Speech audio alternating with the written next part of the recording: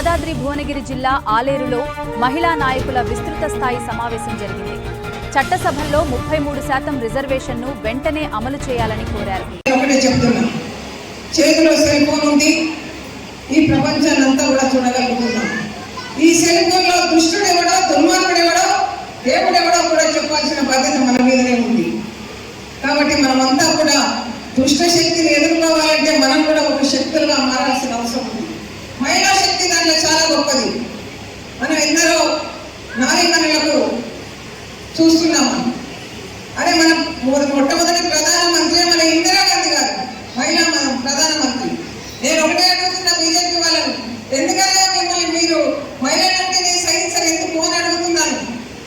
మీకు తల్లిలో భార్యలో పిల్లలు ఎవరు కూడా మహిళలు లేరా అని అడుగుతున్నాం.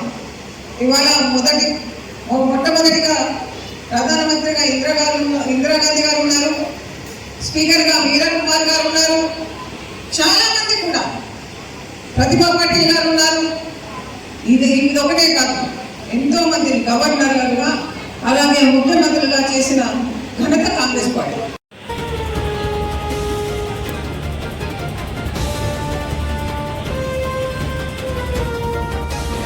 మహిళా